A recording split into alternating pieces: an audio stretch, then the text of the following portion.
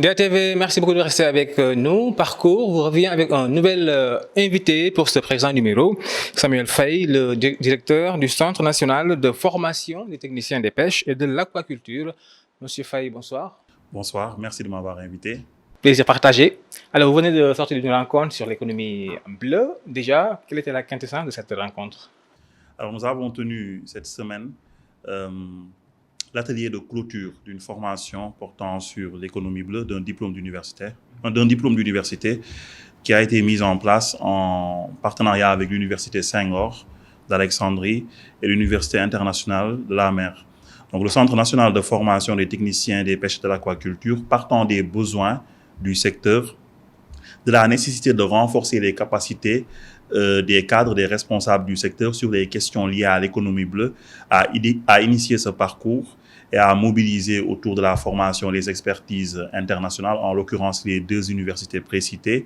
Et le but de la formation était à la fois de développer une sensibilité et de transmettre des compétences sur les questions liées à l'économie bleue, pour permettre aux cadres, aux acteurs du secteur de pouvoir inscrire leurs projets, leurs actions et les politiques de manière générale dans une perspective d'économie bleue qui induit bien évidemment un développement durable du secteur. Tout à fait. Alors, vous êtes à la tête du Centre national des techniciens des pêches depuis, je pense, 2020, c'est bien ça? Exactement. Alors, quels sont, ou bien qui sont ces jeunes qui viennent bénéficier des formations à votre centre? Alors, ces jeunes viennent de tous les horizons. C'est des jeunes qui viennent de tout le Sénégal par voie de concours pour rejoindre soit le CNFTP à un niveau agent technique, donc niveau BFM, soit à un niveau technicien supérieur, niveau baccalauréat. C'est des jeunes qui ont cette sensibilité particulière pour les questions liées à la pêche, à l'aquaculture, qui veulent saisir les opportunités actuelles et à venir dans ces différents domaines qui regorgent de multiples potentialités. Donc, le CNFTPA compte aujourd'hui environ 150 apprenants qui ont soit rejoint le centre par voie de concours, soit rejoint par les tests d'entrée. Donc, c'est la branche privée payante du centre qui permet donc à une structure comme la nôtre de contribuer au développement du capital humain en formant des techniciens aptes à répondre aux besoins et défis du secteur. D'accord. Mais justement, votre centre participe à la formation des ressources humaines de qualité, on va dire, dans le secteur de la pêche. Alors aujourd'hui, quel est l'apport de votre centre, on va dire, dans le domaine de la formation professionnelle pour ces jeunes au Sénégal? Alors, de manière générale, le centre intervient sur différents niveaux de formation. Le centre forme des techniciens supérieurs et agents techniques niveau BFM-Bac. Aujourd'hui, dans la vision de notre département ministériel, travaillant sous le leadership du ministre des Pêches et de l'économie maritime, M. Alioune Ndoye, l'approche est de démocratiser la formation, démocratiser en touchant le plus d'acteurs possible. Au-delà des diplômés, les femmes transformatrices, les mareyeurs, les pêcheurs eux-mêmes doivent bénéficier de renforcement de capacité. Donc, quand on parle de capital humain dans le secteur de la pêche, aucune frange de la société n'est laissée en rade. Les acteurs eux-mêmes sont pris en compte à travers des formations à la carte qui leur permettent d'améliorer leur productivité, leur rendement au travail. Les techniciens supérieurs, agents techniques, bien évidemment, on en a parlé. Mais aujourd'hui, à un niveau beaucoup plus élevé, les cadres du ministère, à travers des formations comme celles initiées avec nos partenaires sur l'économie bleue, qui permettent de pouvoir renforcer les compétences et de pouvoir se projeter vers le Sénégal de demain, qui sera un Sénégal offrant des opportunités, accent ces politiques dans une approche de développement durable, de développement inclusif et participatif. D'accord. L'ambition est de former des jeunes, on va dire des acteurs capables de contribuer au développement durable du Sénégal. Contribuer au développement durable dans un secteur qui est celui des pêches et de l'économie maritime qui regorge de potentialités. La contribution économique de la pêche, elle n'est pas négligeable, elle occupe une part essentielle dans notre économie. L'une des principales activités pourvoyeuses de devises au Sénégal, c'est la pêche. L'économie maritime, à travers les activités portuaires, génère d'énormes revenus également pour notre Sénégal. Donc, former des personnes, des hommes et des femmes capables de relever les défis contemporains et de faire du Sénégal ce pays de référence en matière de capital humain bien formé, c'est, je pense, l'objectif principal du centre. Et aujourd'hui, avec l'appui de nos différents partenaires, nous sommes en train de le faire. Le centre existe depuis le lendemain des indépendances. Cela montre que très tôt, les premiers dirigeants du Sénégal ont pris une option stratégique qui était celle de développer un avantage compétitif fort dans un secteur porteur et donc d'arrimer une formation technique aux potentialités de notre économie. Et je pense que au fil de son histoire, le centre a connu plusieurs évolutions, plusieurs mutations qui montrent son souci constant de s'adapter aux exigences contemporaines et de projeter le Sénégal vers une perspective d'économie bleue.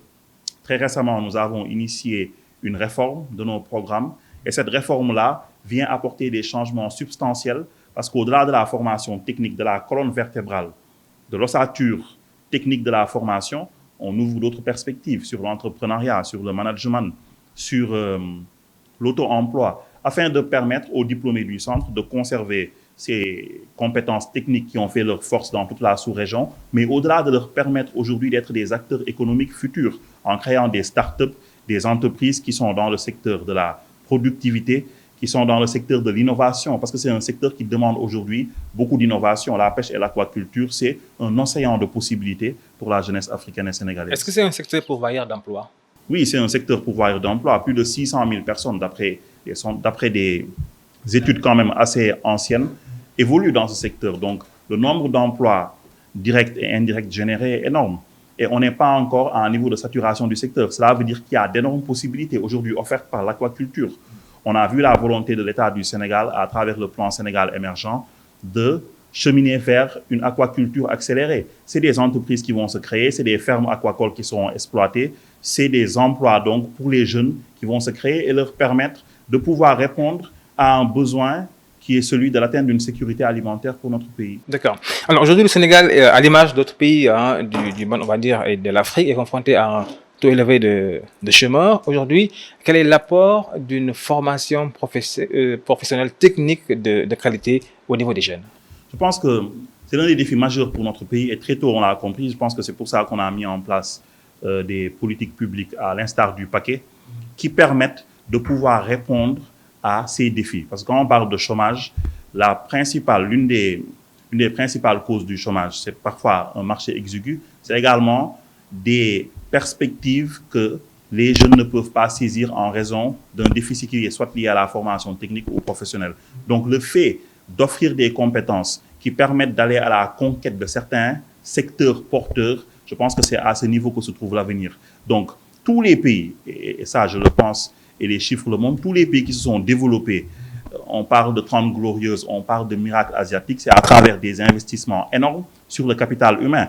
Aujourd'hui, l'État du Sénégal, à travers le plan Sénégal émergent, insiste sur le développement de ce capital humain. Ce capital humain, il faut le former, il faut renforcer ses compétences et ses aptitudes techniques. Il faut construire des parcours qui sont arrimés aux potentialités de notre économie. On a beaucoup de filières qui sont intéressantes et importantes dans une économie, mais qui ne touchent pas du doigt nos véritables besoins sur le plan purement économique, sur le plan social et environnemental. Et c'est là le défi de la formation technique. Et je pense que c'est pour cela d'ailleurs que des organisations comme le Fonds de financement de la formation professionnelle ont été mises en place pour répondre de manière optimale, de manière efficace à ce défi lié à une formation technique performante. Aujourd'hui, les jeunes, après le bac, sont confrontés, on va dire, à un problème de choix de la filière de formation. Aujourd'hui, quel type de formation pour un maintien des possibilités d'emploi au Sénégal? Alors, les jeunes sont confrontés à ces difficultés dans une vie passée. On avait mené des études pour voir à quel point les questions liées à l'orientation, liées à la vocation des apprenants sont aujourd'hui pendantes. Il y a un travail à faire à ce niveau. C'est un travail que le secteur privé, à travers les acteurs qui sont dans l'enseignement et l'éducation, et le secteur public doivent porter de concert. Parce que les vocations parfois naissent tardivement. Quand on a cheminé dans le monde académique pendant plusieurs années, on voit des personnes qui font 5 ans de formation, 3 ans de formation, et qui après se rendent compte que ce n'est pas ce qu'ils voulaient faire et qui vont se réorienter. C'est très fréquent. Pourquoi? Parce que certains n'ont pas eu la bonne information au bon moment.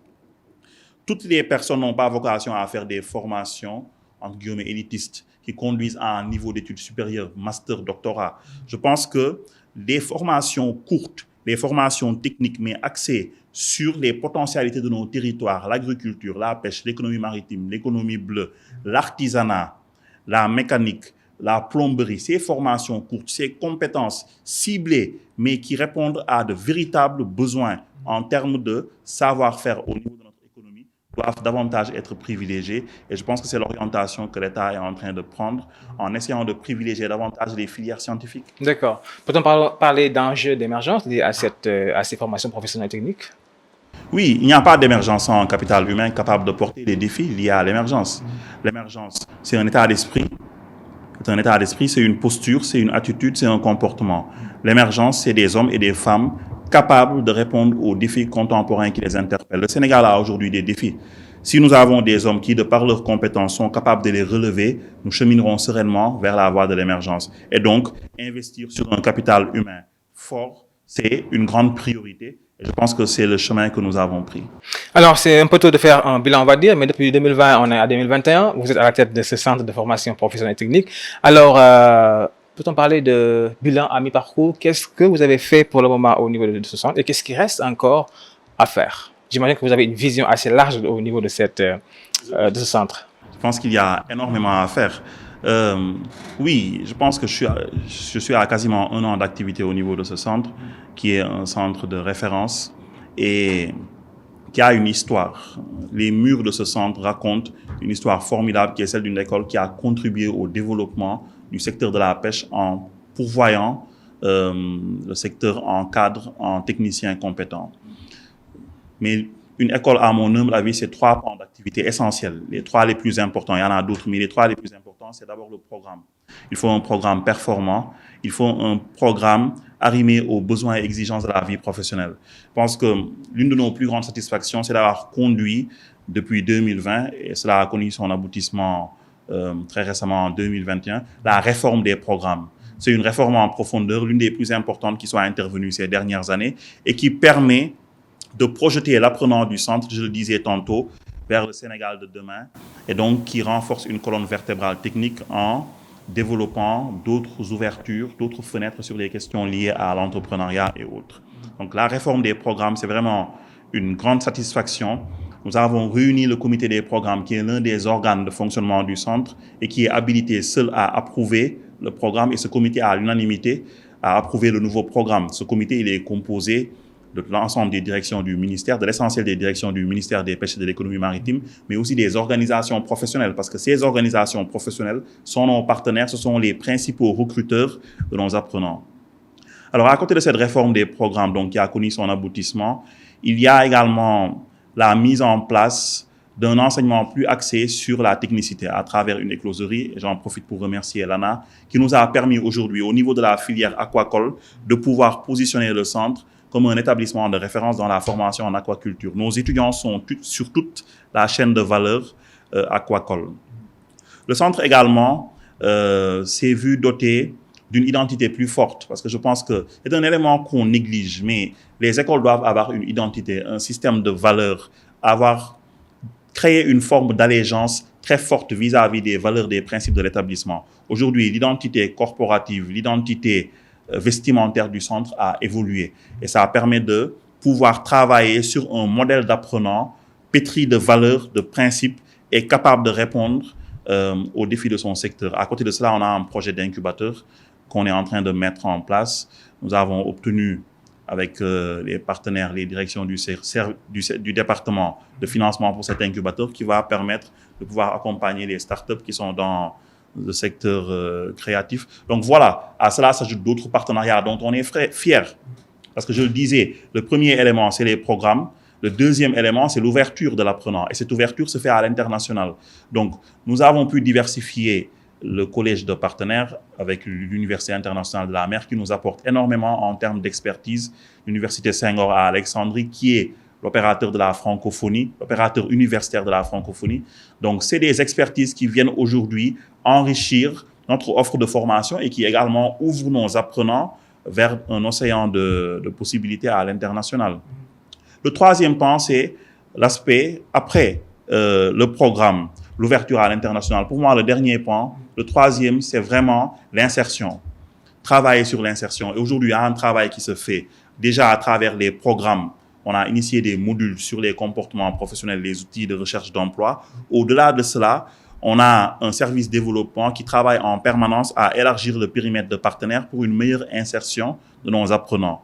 Et à compter du mois de juillet-août, Nous avons plusieurs entités avec lesquelles nous devons entrer en partenariat pour assurer un meilleur recrutement de nos apprenants. Donc, je pense que sur ces 3 pans qui sont essentiels dans la vie d'une école, que ce soit les programmes, que ce soit l'ouverture à l'international, que ce soit les aspects liés naturellement à l'insertion professionnelle, nous avons pu faire des choses dont on peut être fier avec l'appui d'une équipe, avec l'appui surtout des autorités du ministère qui veulent que les écoles qui sont dans le secteur de la pêche et de l'économie maritime puissent avoir un rayonnement national, régional et international. D'accord. Justement, Samuel, qu'est-ce qui vous différencie des autres écoles de formation? En parlant d'insertion, on voit que beaucoup d'étudiants, après la formation, peinent, on va dire, à s'insérer dans les milieux professionnels. Qu'est-ce qui fait que le Centre national que vous dirigez arrive quand même à mieux insérer ces étudiants dans la vie active? Alors, l'insertion est un défi. Ce que je dis, c'est que nous avons mis en place des outils qui sont supposés encourager cette insertion. Cette insertion reste un défi. On a des diplômés de promotion passés qui aujourd'hui, pour certains, peinent à s'insérer. On a le défi d'insérer nos promotions actuelles. Donc, cela reste le principal défi du centre.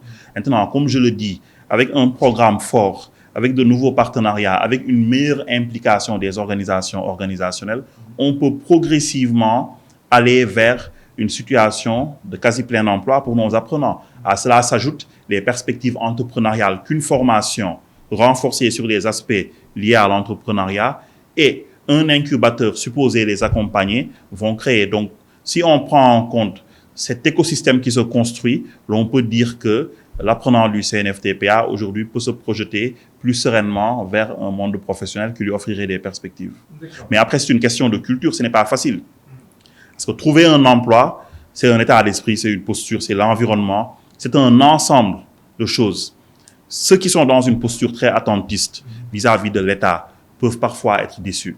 Nous sommes dans un environnement où et le secteur privé et l'entrepreneuriat à travers l'auto-emploi peuvent offrir des perspectives. Ce n'est pas la destination de tout le monde d'entreprendre ou de créer sa propre entreprise. Certains ont cette fibre et il faut que l'enseignement dispensé dans ces centres puisse créer ces vocations, développer ces réflexes et leur garantir des conditions optimales pour pouvoir réussir une éventuelle expérience entrepreneuriale. Est-ce qu'aujourd'hui, les écoles de formation sont en bon filon, comme on dit? Est-ce que c'est une des solutions pour lutter contre le chômage? Oui, les écoles sont a priori des structures supposées accompagner l'État dans la lutte contre le chômage. Parce que quand on bénéficie d'une formation, on optimise ses chances d'insertion. Quand on bénéficie d'une formation de haute qualité qui nous a transmis des compétences et des réflexes professionnels, on optimise bien évidemment ses possibilités de saisir des opportunités dans un marché d'emploi. Donc, c'est des auxiliaires utiles et c'est pour ça d'ailleurs que l'État a investi autant dans le secteur de l'éducation, de la formation. C'est pour ça qu'un fonds est mis en place pour appuyer la formation professionnelle parce qu'on s'est rendu compte qu'à l'issue de ces formations techniques financées, les témoignages sont parfois très élogieux. Certains ont pu améliorer la productivité au travail, certains ont pu aller explorer des secteurs d'activité et y toucher des revenus décents et parfois construire de véritables business et grandir, évoluer. Donc, je pense que c'est parce que l'État a compris l'importance de la formation professionnelle qu'on finance et qu'on appuie autant cette formation. Tout à fait. Alors aujourd'hui, quelle est votre ambition à la tête de ce centre de formation? L'ambition de Samuel? Alors, pour moi, le CNFTPA est une école qui a une histoire et un avenir. Bien évidemment en présent. Et quand je parle d'un avenir, c'est que cet établissement a été pendant des années une référence dans la sous-région. L'objectif, c'est de repositionner le CNFTPA comme un établissement de référence dans toute la sous-région qui peut pouvoir, à travers des solutions pédagogiques inédites aux besoins et exigences du secteur de la pêche dans nos différents pays qui partagent certaines réalités. Donc, c'est ça l'objectif. L'objectif, c'est également d'offrir le maximum de chances aux apprenants pour leur permettre de trouver un emploi ou construire un emploi qui leur permet de vivre décemment. Comme le disait l'autre, accéder à la propriété, grandir, s'épanouir et créer de la valeur et de la richesse pour la société. Vous êtes jeune, vous êtes à la tête du centre de formation. Le problème du chômage est un fait, on va dire, un problème endémique. Il a fallu même un conseil présidentiel pour que le chef de l'État parle d'un nouvel élan pour quand même solutionner cette problématique-là. En tant que jeune, comment est-ce que vous évaluez, on va dire, cette flopée de chômeurs au Sénégal? Qu'est-ce qu'il faudrait faire ou bien qu'est-ce que l'État, les politiques, les privés devraient faire quand même pour prendre à bras le corps cette problématique du chômage des jeunes? C'est un ensemble, c'est une coalition. L'État a invité tous les acteurs autour d'une discussion. Et je pense qu'un conseil présidentiel, c'est un moment de discussion, de dialogue qui permet de poser des problèmes, de les diagnostiquer et d'y apporter des solutions. Et je pense que les solutions ont été annoncées lors de plusieurs conseils de ministres. On s'est rendu compte que la teneur des communiqués des conseils de ministres renferme de plus en plus des éléments liés aux questions liées à l'emploi des jeunes. Donc, c'est l'État qui impulse le leadership et il faut que toutes les forces vives de la nation suivent. Les premiers interpellés, c'est le secteur privé national, parce que c'est ce secteur privé qui peut en réalité régler de manière définitive et durable les problématiques liées au chômage. Il faut que la culture d'entreprise dans certaines organisations évolue et change.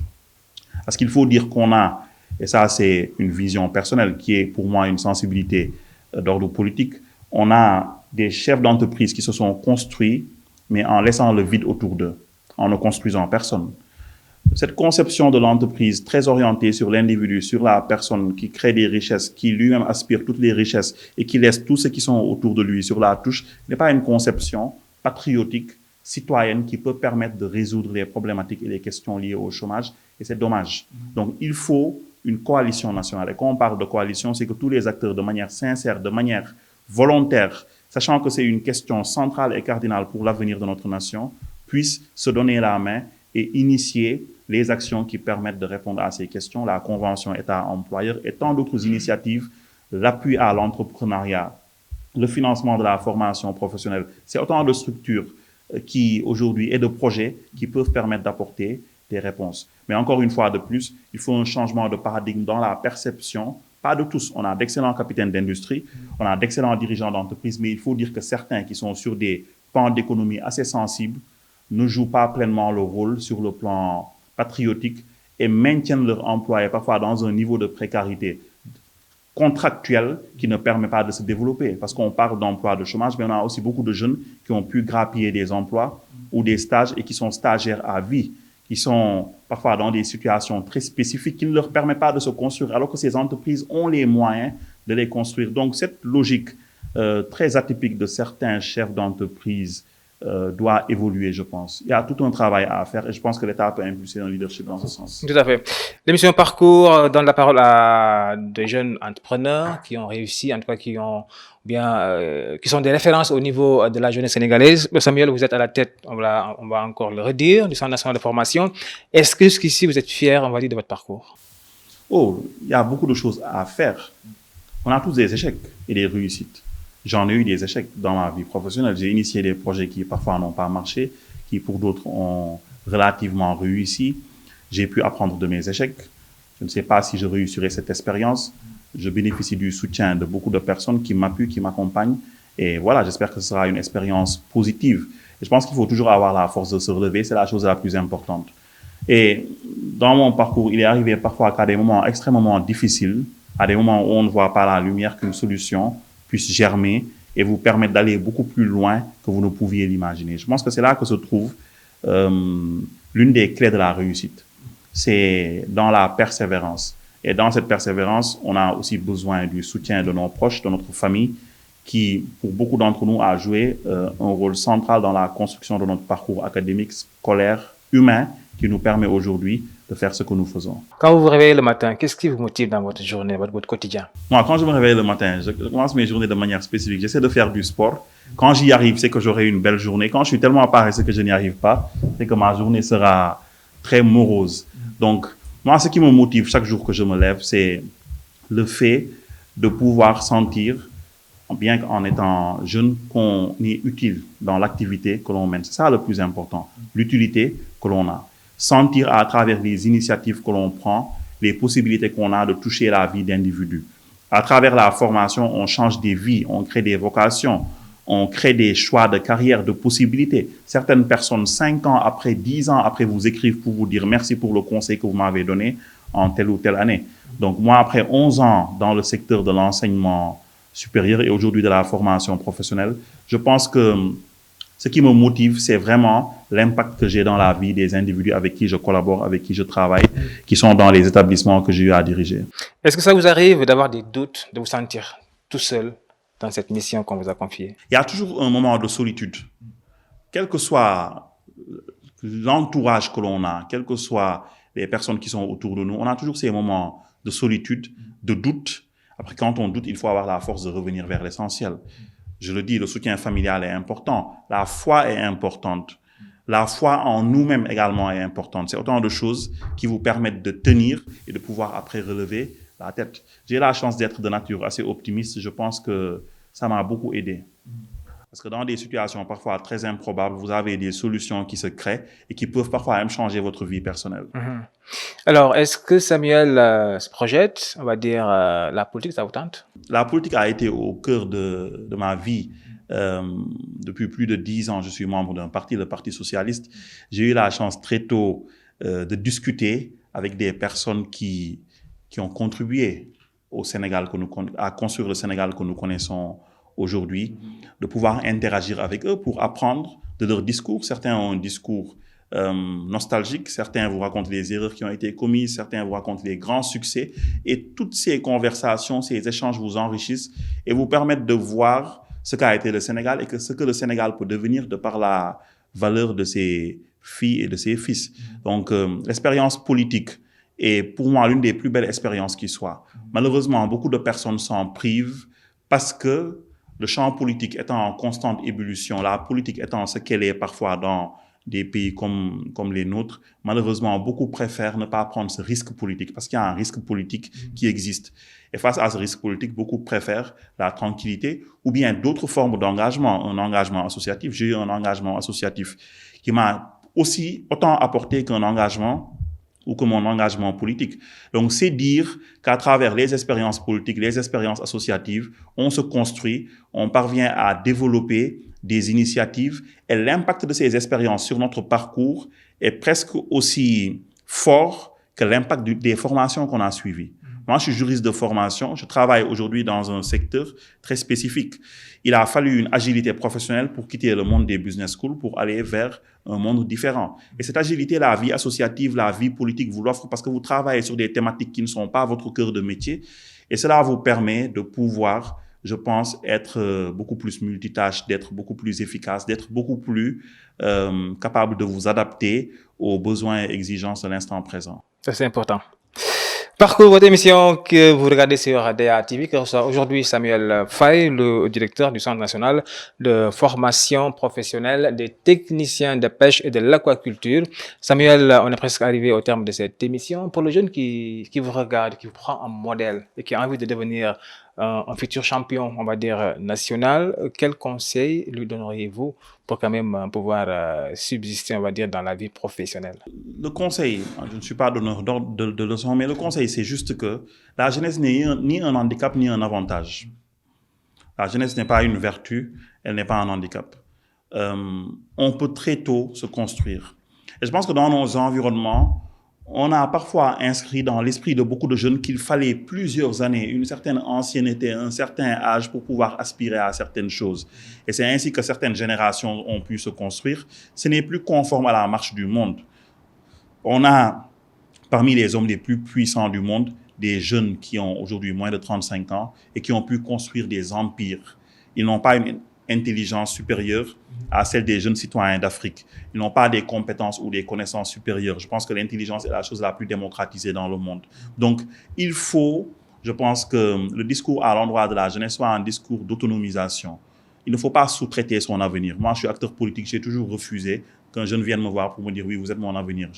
Je suis peut-être un avenir pour moi-même, je suis l'avenir de personne. Je peux contribuer à travers le travail que je fais à faire avancer les choses, mais la destinée, elle est individuelle, elle est personnelle.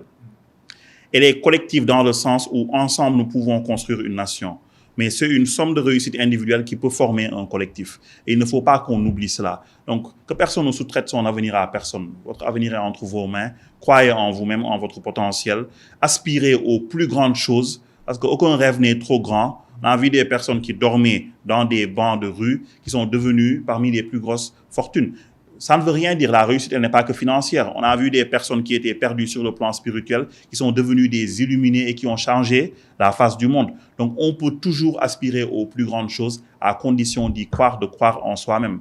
Et je pense qu'en chaque individu, il y a cette étincelle qui permet de pouvoir faire de belles choses, de pouvoir illuminer un monde. Et ça, ma vision des choses. Et ce qui m'a jusque-là permis d'avancer, de tenir, parce qu'il faut tenir, parfois on a des difficultés. Et je pense que si je devais lancer un message à un petit frère, c'est ce que je lui dirais. L'économie bleue de demain serait comment? L'économie bleue de demain, ce sera une économie bleue inclusive, durable et digitalisée. Digitalisée parce que la place du digital, du numérique sur les questions liées à l'économie bleue va connaître une place prépondérante. Et il faut donc que l'on se prépare à cette forte transition numérique. L'État du Sénégal est en train d'y travailler. Cette transition numérique ne touche pas seulement les secteurs des TIC, mais doit toucher beaucoup d'autres secteurs qui jusque-là n'étaient pas très au fait de ces opportunités offertes par le digital et le numérique. Samuel Faye, merci beaucoup. Merci infiniment. On vous donne le privilège de parler ou bien même de placer le mot de la fin. Le mot de la fin, c'est juste un mot de remerciement à votre endroit. J'ai toujours beaucoup de plaisir à venir vous visiter, discuter, échanger avec vous. Je suis vos émissions parce que je pense que notre pays a besoin d'espace où l'on peut se ressourcer, où l'on peut réfléchir, où l'on peut penser le Sénégal de demain. Donc, je vous remercie et vous félicite pour le travail que vous faites. Merci beaucoup. Et je vous dis à très bientôt. À très bientôt, bien sûr. Merci beaucoup. Infiniment. Parcours, l'émission des jeunes leaders, c'est fini pour aujourd'hui. Merci d'avoir suivi. Je rappelle que nous recevions Samuel Faye, le directeur du Centre national de formation des techniciens des pêches et de l'aquaculture. À très bientôt pour un autre invité et bien sûr un autre format. À très vite.